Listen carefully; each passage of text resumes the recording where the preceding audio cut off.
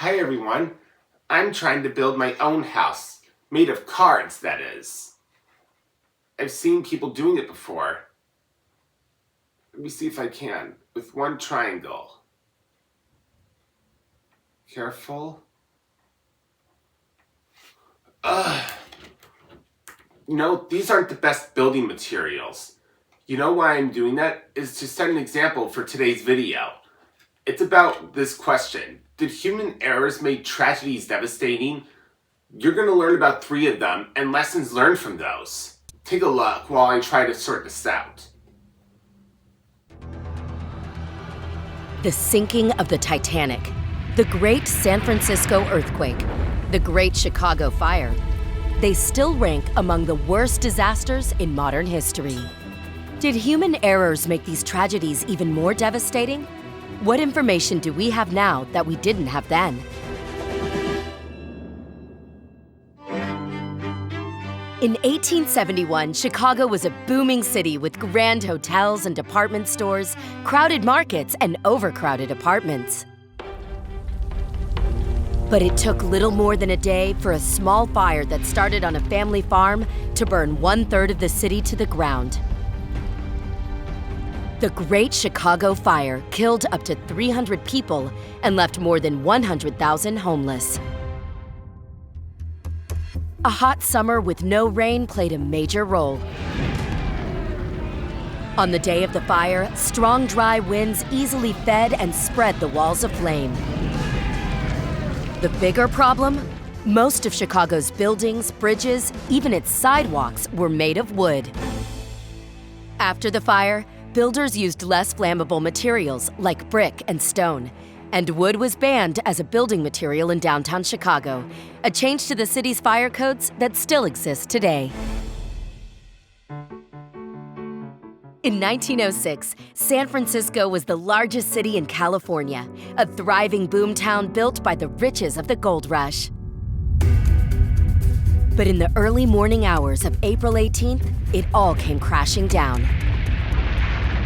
An earthquake violently shook the city, setting off fires that burned out of control for 3 days.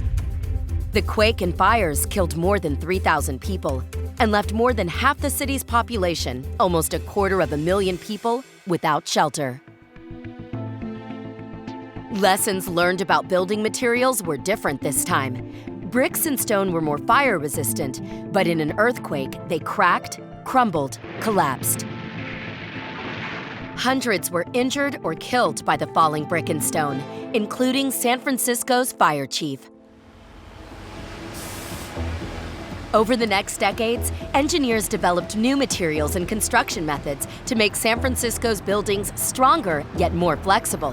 So during an earthquake, even skyscrapers could bend and sway, but not break. It was known as the Floating Palace, the largest, most luxurious ocean liner ever built. The Titanic was also one of the most technologically advanced ships on the sea. With watertight doors in its 16 compartments, its builders believed it was unsinkable. But on the night of April 14, 1912, Titanic struck an iceberg in the North Atlantic and sank in less than 3 hours. With too few lifeboats on the ship, only 1/3 of those on board were saved. More than 1,500 drowned or froze to death in the icy ocean waters. Key lessons learned from the Titanic came decades later in the 1980s, when the ship's wreckage was found. Underwater robots sent back images that helped investigators reconstruct what happened. While the doors in Titanic's compartments were watertight, the walls between compartments, called bulkheads, didn't reach all the way to the ceiling. When seawater poured in, it flowed over the bulkhead tops, flooding the compartments and pulling the ship under. After Titanic, ships were designed with fully watertight compartments. An international ice patrol was formed, which to this day monitors the location of icebergs in the North Atlantic. And all ships are now required to carry enough lifeboats to ensure that a tragedy like Titanic never happens again. What do you think of this method? Which looks a bit like a T.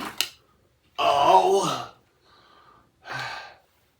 You know, cards aren't that stable enough to make a house. I have some Jenga blocks. Maybe I'll try those for building my own thing. Take care.